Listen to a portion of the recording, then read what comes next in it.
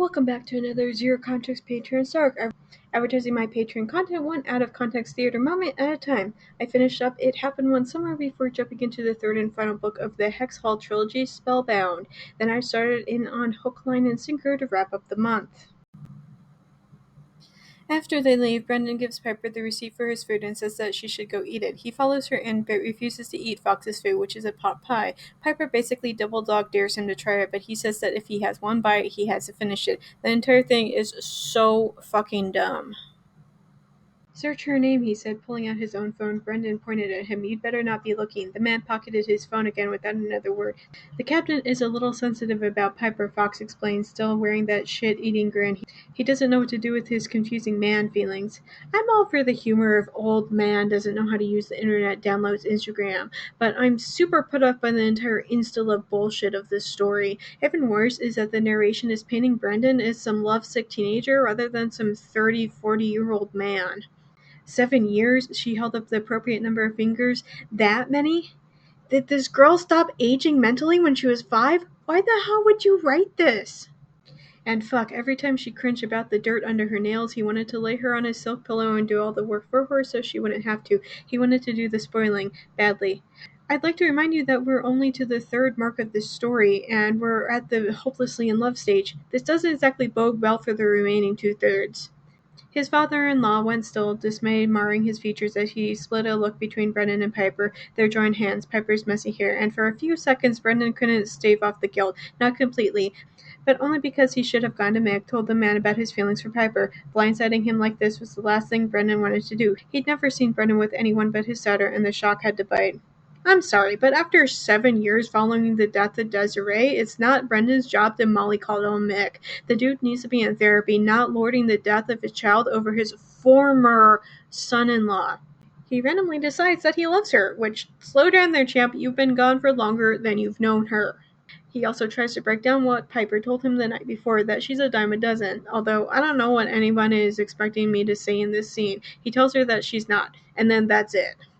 I think maybe the cleaning products we'd set on fire once in my head or something, but it was a momentary lapse.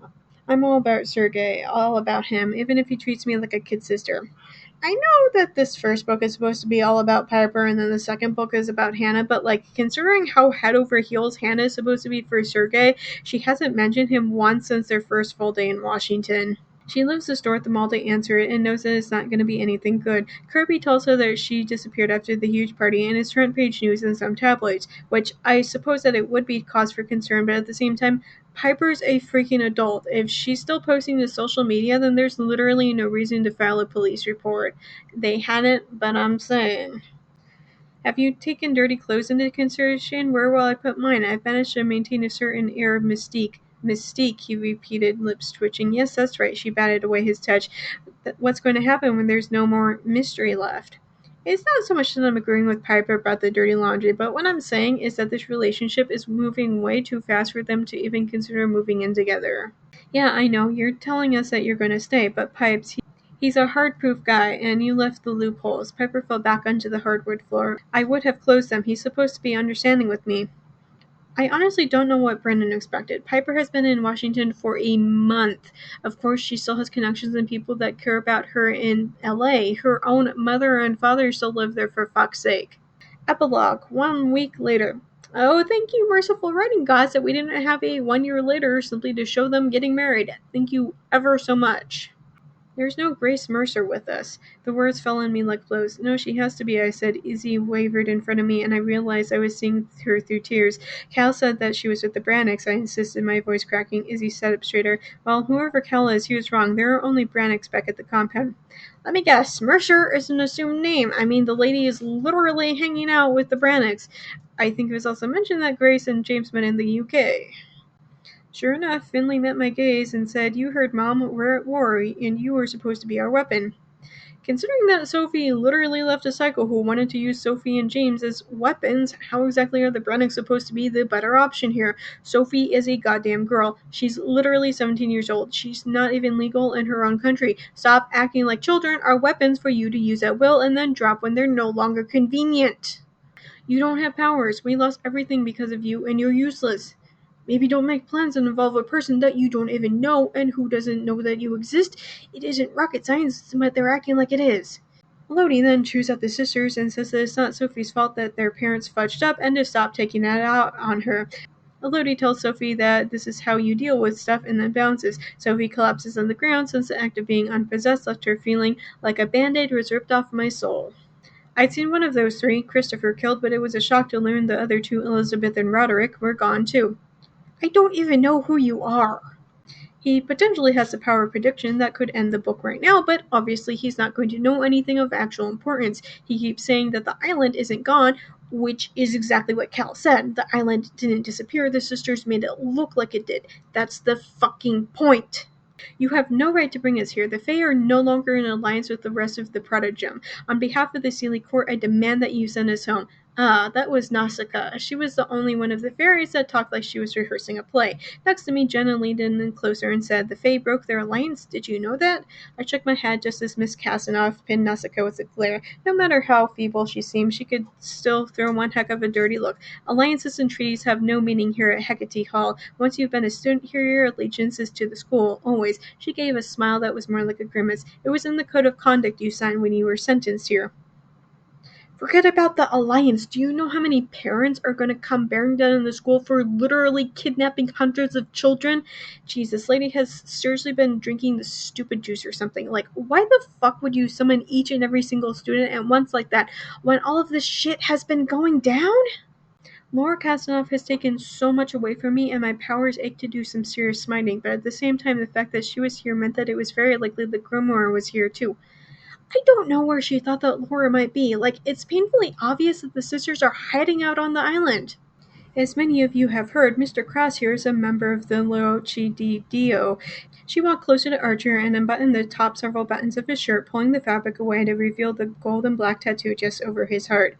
I don't know who needs to hear this, but if you're planning to send somebody undercover, better make sure that they don't have anything that could identify them as the enemy, especially a tattoo that cannot be removed. Elodie comes when Sophie calls, but she's not exactly happy to see Archer in Sophie's room. She says that she can do something to help Archer out, so she possesses Sophie's body to do it.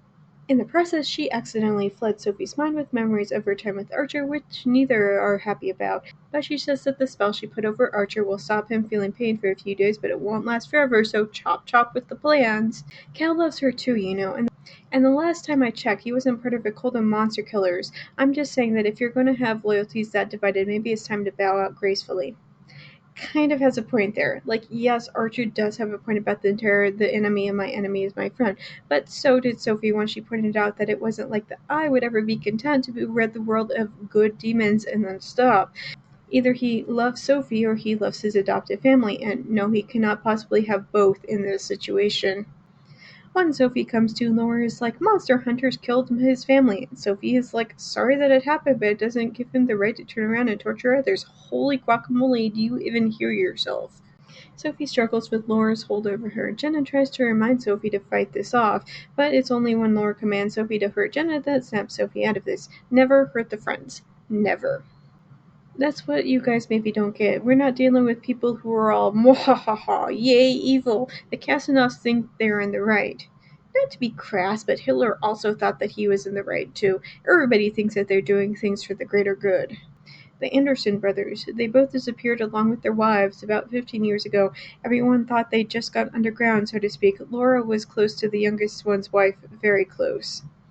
Now that they've started to piece together some more things, they're going to have to look into every single person that Laura ever said good day to. Ugh, what a pain. That's the thing about demons. They're not exactly the most controllable things in the universe. God, I bet Laura doesn't even realize what she's unleashed. Now I'm picturing Laura trying to control all those demons at once, but it's like those professional dog walkers who have a couple dozen dogs at the same time. The courage, the fortitude, the initiative you showed in stopping Laura Casanov was very impressive, especially in one so young. You didn't let fear blind you to what needed to be done. She glanced at her colleagues, which is perhaps something we could all stand to learn. I'm sorry, but where exactly were any of you people when hundreds of children were forcefully kidnapped from their homes, held captive for like 2 weeks, and then turned into demons? Without waiting for the girl to answer, Sergei pressed a row of nickels to his forehead. I am seeing an entirely different location for the shoot now. The energy Christian and Maxine create together does not work against the backdrop of LA. I'm certain. It's so earthy, so original. They sanded the edges off each other. We need a softer location. The sharp corners of LA will only snag them, hold them back. This character was only introduced and I fucking hate him already. If you like my content, you can become a member on Patreon. Now you can join for free and get access to all of my free content. For only $1 a month, you can have access to so much, including the context for all of this month's commentary and more. I'll see you next month, guys.